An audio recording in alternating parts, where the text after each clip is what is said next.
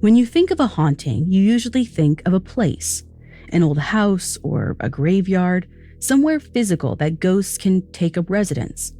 But today's story is about a haunted girl. Wherever she went, strange occurrences followed her. Voices, lightning storms, mysterious fires. It seemed like a whole host of evil spirits had made their home inside her body. And in the end, even skeptics had to admit that some of those ghosts were all too real.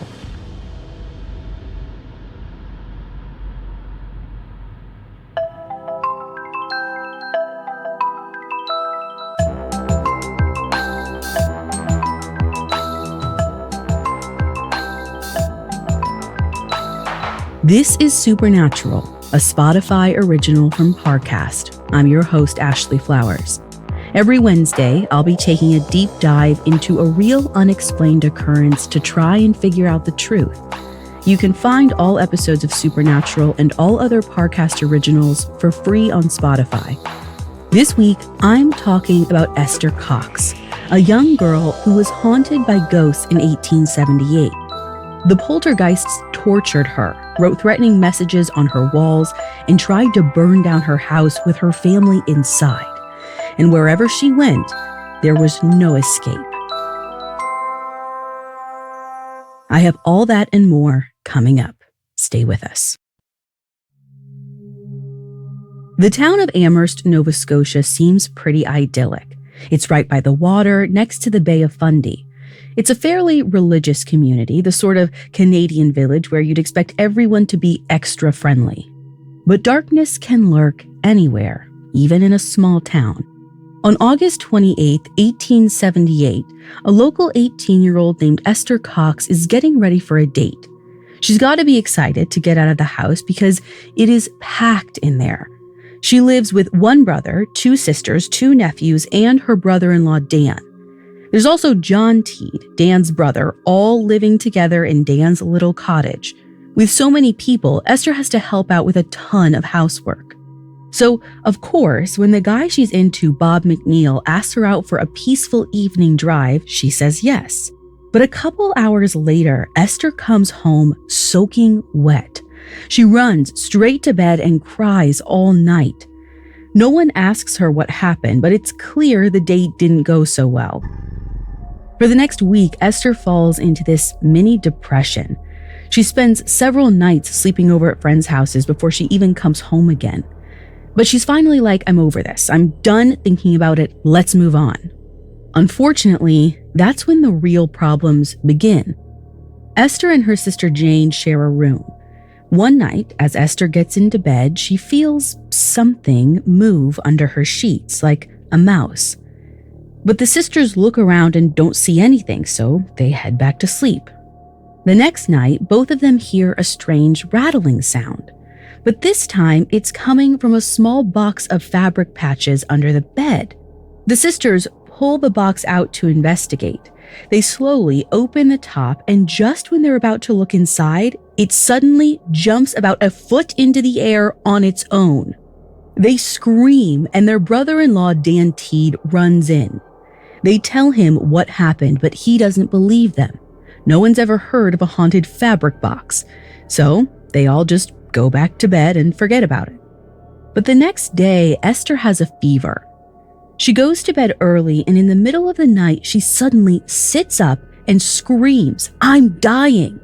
Jane turns on the light and sees that Esther's body is swelling up. Her face is bright red and her eyes are bulging out. The rest of the family tries to get her to lay down and relax, but when they touch her, she's burning hot. Apparently, it feels like an electrical current is running through her. Finally, this deafening clap of thunder shakes the room. It's so intense that Esther's other sister, Olive, goes to the window to make sure the house wasn't hit by lightning. But when she opens the curtains, she sees that it's perfectly clear outside. It's not even raining. Just then, 3 more loud booms erupt through the house, but this time they come from underneath Esther's bed.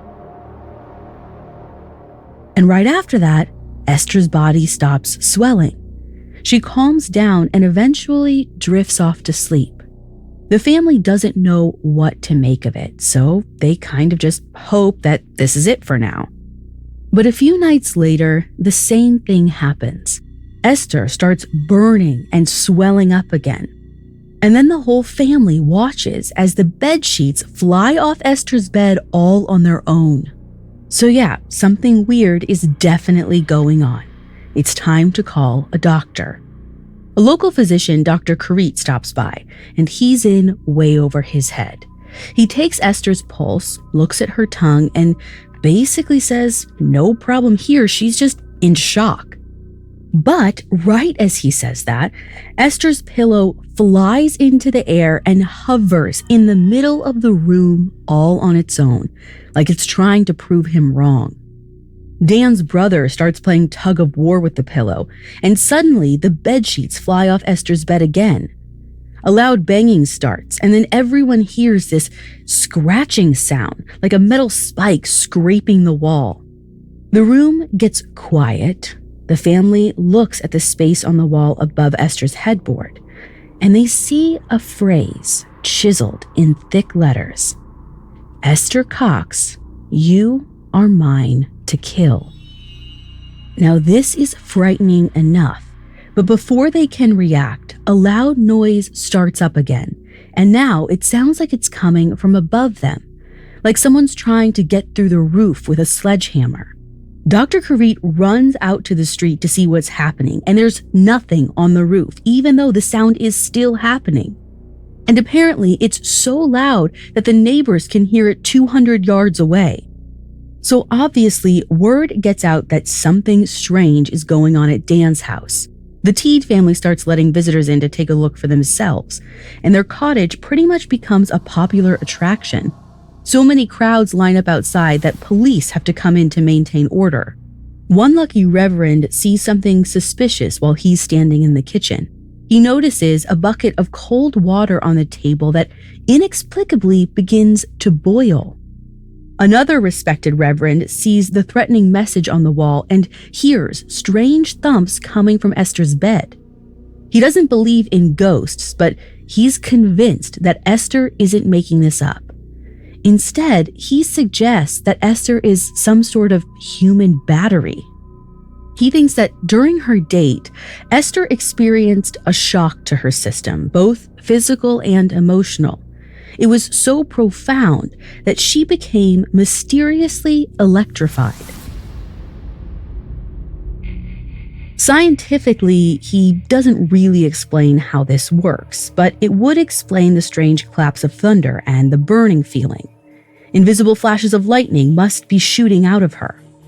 But even if she is supercharged, it wouldn't explain a message appearing on the wall promising to kill her. Everyone's at a loss for what to do. So Esther's brother-in-law, Dan, moves her and her sister Jane to another room, hoping that'll solve the problem. But once again, right before bed, a voice whispers in Esther's ear. It says it's going to burn down the house. Jane tells the family, but they're all in on the electric battery theory, so they just laugh. Dan says electricity can't set a cottage on fire. Remember, this is the 1870s, so I guess no one's ever heard of an electrical fire. But as soon as Dan says this, a lit match falls from the ceiling and onto the bed. Now, it doesn't come from a box of matches or a hole in the ceiling. As far as I can tell, it just materializes out of thin air. Before it can ignite anything, Jane puts it out.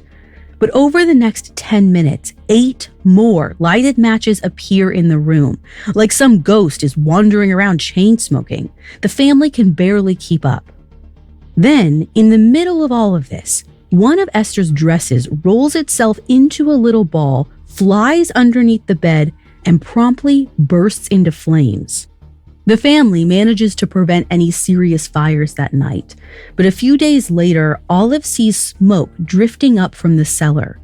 She runs downstairs with a bucket of water and sees that a barrel of wood shavings is fully ablaze.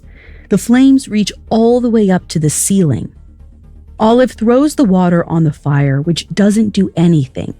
And then she and Esther run out to the street for help. Thankfully, a good Samaritan rushes into the cottage and puts the fire out with a floor mat. But the Teed family is still shaken.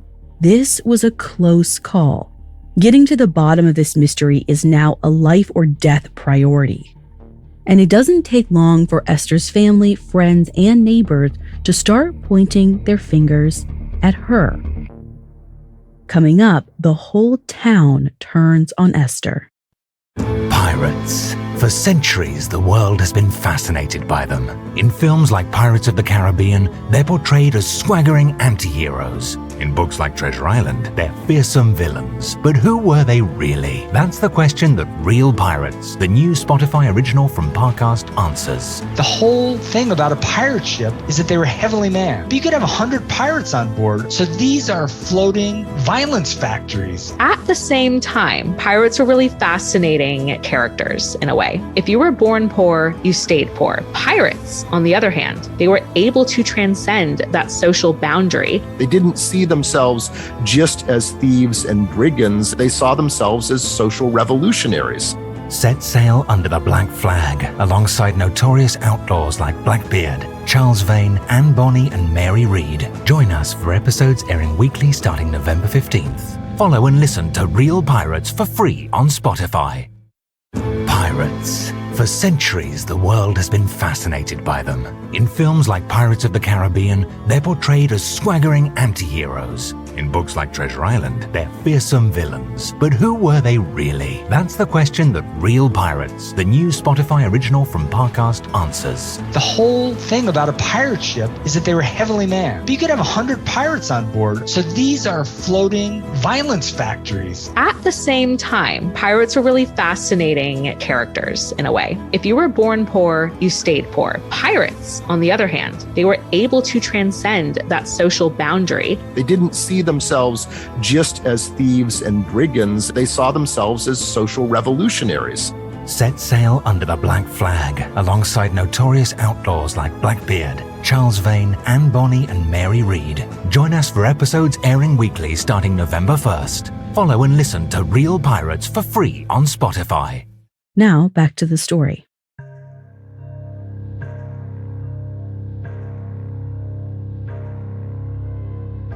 The people of Amherst aren't too happy that the Teed house is constantly on the verge of catching fire. Remember, this is a windy coastal town. If a building does go up in flames, it could take the rest of the village with it.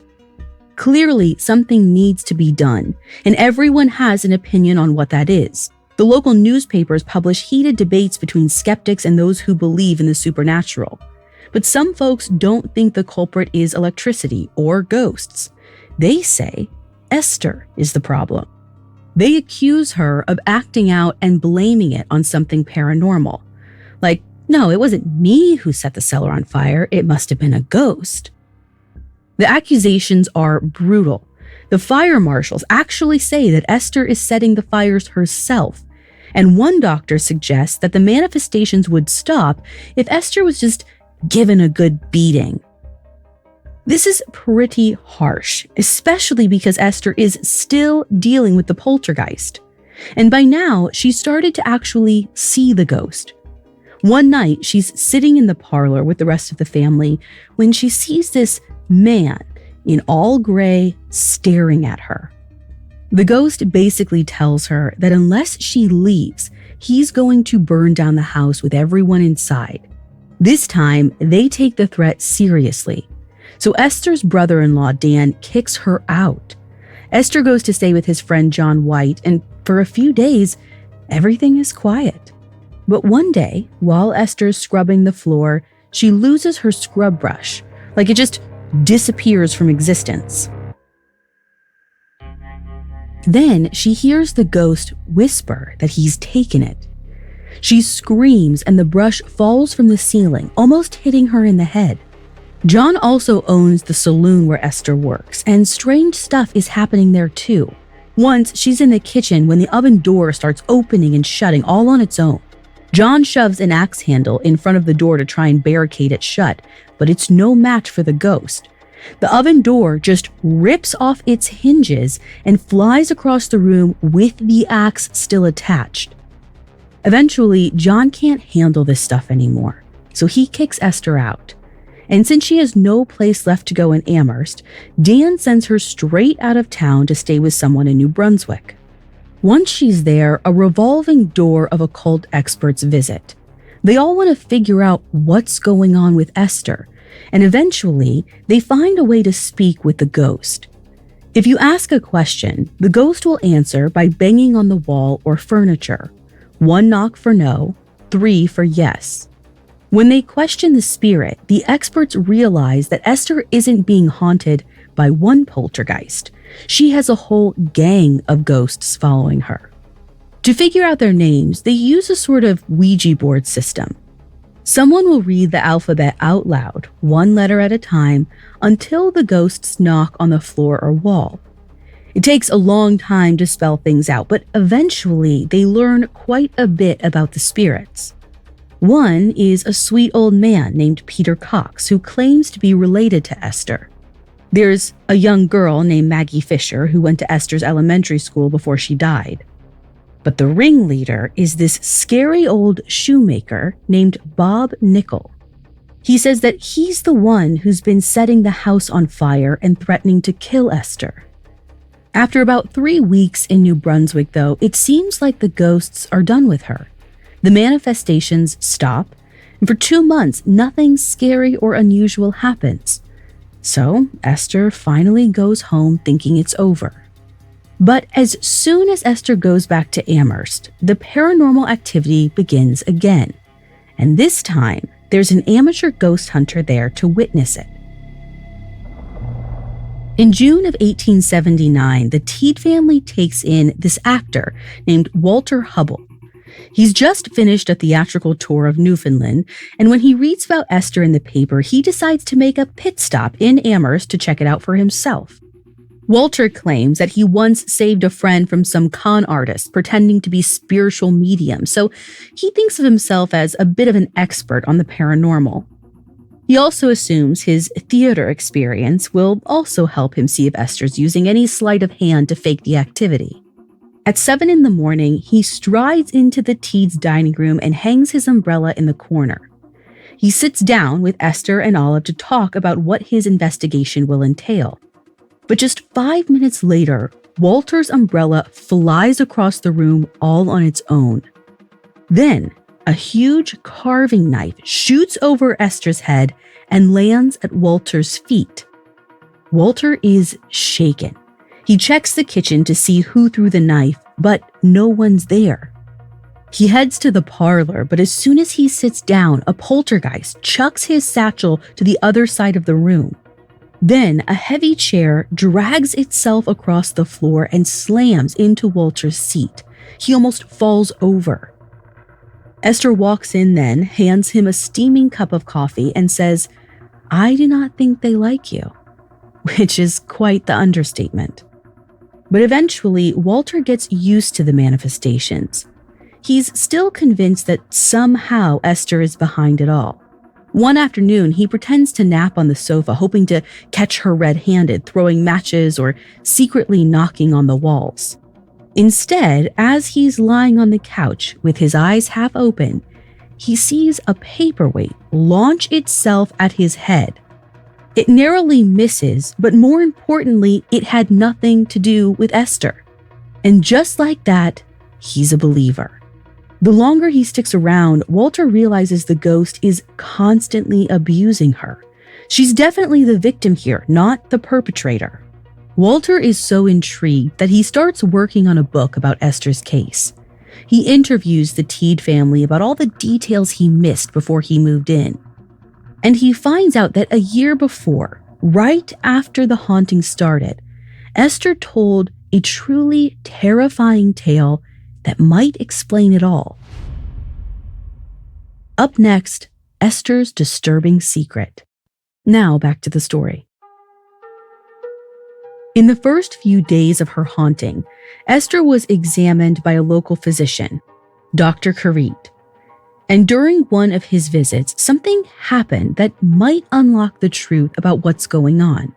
While the doctor was standing by Esther's bedside, her arms shot towards her headboard. She seized up and became cold and rigid.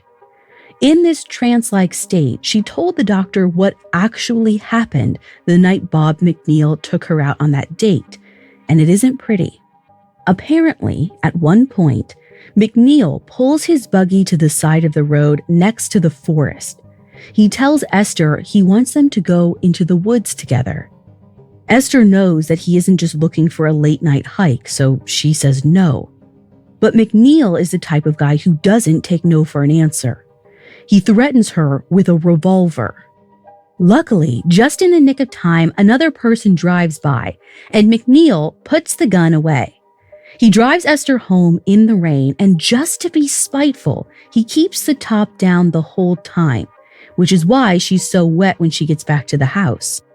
When Esther wakes from the trance, Dr. Carit tells Esther what she just said. She begins to cry and admits that it's all true. When Walter Hubble hears this story, it changes his opinion on what's happening to Esther. He doesn't believe Esther is just acting out or pulling off some sort of hoax. But considering that the incident happened right before the ghost appeared, he does think that they're related. He speculates that McNeil was literally possessed by a ghost. That night during the date, the attempted sexual assault threw off Esther's vital magnetism, which is Walter's word for the energy that every person has inside of them. This, he thinks, allowed the evil spirit to jump from McNeil's body to Esther's. That's why the hauntings started right afterward. Now, admittedly, the theory's kind of out there. But to be fair, Walter's not even a real expert in the occult. He's an entertainer. And it seems like he smells an opportunity in Esther's trauma. Because at this point, Walter is no longer trying to help her with the ghosts. He's trying to find a way to capitalize on them. He realizes if so many people are willing to line up at the Teed house to see the haunting, why not bring the haunting to them? He and Esther can go on tour and show the world firsthand. Esther agrees, and Walter and the bar owner John White strike up a deal to split the profits. Esther, I assume, won't get a penny. And as you might expect, this ghost tour turns out to be a terrible idea. There's a saying in show business, never work with kids and animals, and they should add, but really never work with ghosts. Esther and Walter don't have any control over the phantoms, and they don't seem to want to participate. So instead of a magical experience, the audience just sees Esther standing there while Walter rambles on about the paranormal. The first show is such a failure that an angry mob gathers in the street. When Walter and Esther step outside, the crowd throws stones and pieces of brick at them. Suffice it to say, the tour ends there. At this point, Dan has had enough of his sister-in-law's shenanigans, so he decides that Esther isn't coming home. Once again, he sends her to stay with some friends. At first, she does all right in her new home, but before too long, her hosts notice that some of their clothes are missing. They suspect Esther of stealing them. Around this time, Esther's working at a farm owned by a man named Arthur Davison. And pretty soon, Arthur's barn suffers the same fate that threatened the Teed house. It burns to the ground. Naturally, Arthur is upset, and he confronts Esther. She says that the poltergeist set the barn on fire. Arthur doesn't buy it. He thinks Esther started the blaze on purpose, and he presses charges. After everything Esther's been through, all the terror and blame and abandonment by her family, she's now on trial because of her haunting. Of course, she doesn't have a chance. The legal defense of I'm being haunted by a pyromaniac ghost doesn't sit well with the jury, and Esther is sentenced to 4 months in jail. But by this point, Esther has fans, people who've read about her in the news or seen the manifestations themselves. And they're like, really? You're just going to throw a girl in prison because she's tormented by ghosts? The pressure is so intense that Esther's charge is actually thrown out. She only spends 1 month in jail. And at least one good thing comes out of her imprisonment. All the paranormal activity stops while she's in jail. Even when she gets out, the ghosts don't come back, ever. Maybe ghosts can't follow her behind bars. Or Maybe Esther has been faking all of this, and her incarceration scares her into dropping the hoax. Either way, with the haunting apparently over, she manages to move on with her life. She leaves Amherst, marries twice, has 2 children, and dies in 1912 at the age of 52. Sadly, the best explanation for what was happening to Esther didn't come until 7 years after her death. In 1919, a paranormal psychologist named Walter Prince comes up with an explanation that's essentially a more rational version of Walter Hubbell's theory. Esther is being haunted by her emotional trauma, but not in a literal sense. Esther's mind couldn't deal with the attempted sexual assault, so it created a separate personality to process it. When this personality took over, she might have started the fires or wrote on the wall in a trance. Then when she woke up, she had no memory of what she'd done. The kicker here is 2 of Esther's ghosts said they were called Bob Nickel and Eliza McNeil. Both names sound pretty dang similar to Bob McNeil, the guy who attacked her. The simple explanation is Esther's subconscious created these ghosts as a way to process her trauma. But there's a problem with this theory. Both Dr. Carete and Walter Hubbell say that hundreds of people witnessed the ghostly phenomena. If this was just a mental health issue, how are there kitchen utensils flying around the house? It can't all be in Esther's head. Unless none of those things actually happened. The accounts of objects flying around the house pretty much all come back to one source, Walter Hubbell. In the first edition of his book, he says that plenty of people saw these incidents firsthand, but he doesn't actually quote any eyewitnesses. We just have to take his word for it. And Walter isn't really a guy that I'm bound to trust. I mean, after the failed ghost tour, it seems pretty clear that his goal was to turn Esther into a money-making spectacle. His book about the Great Amherst Mystery sells 55,000 copies, and he goes on to write 10 more editions. And as you might imagine, Esther doesn't see a cent from it. Even if Esther wasn't haunted by phantoms, she certainly was tormented by McNeil, who tried to assault her, John White, who put her in a circus act, and Walter, who made money off her suffering. Her story was entirely written and passed down by the men in her life. We don't know what truly happened because we never actually get to hear her side of it. In that sense, the real ghost in this story is Esther herself.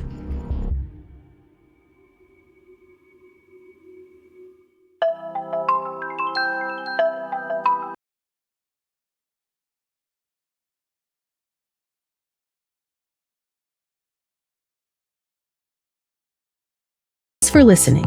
I'll be back next week with another episode. You can find all episodes of Supernatural and all other Spotify originals from Parcast for free on Spotify. Supernatural stars Ashley Flowers and is a Spotify original from Parcast. It's executive produced by Max Cutler, sound designed by Carrie Murphy, with production assistance by Ron Shapiro, Trent Williamson, Carly Madden, and Aaron Larson. This episode of Supernatural was written by Ben Caro, with writing assistance by Angela Jorgensen and Kate Gallagher, fact-checking by Anya Bayerly, and research by Mickey Taylor. To hear more stories hosted by me, check out Crime Junkie and all Audio Chuck originals. Pirates. For centuries, the world has been fascinated by them. Blackbeard, Charles Vane, and Bonnie. Who were they really? Real Pirates is a new Spotify original from Parcast. Join us starting November 15th as we bring the true story of pirates to life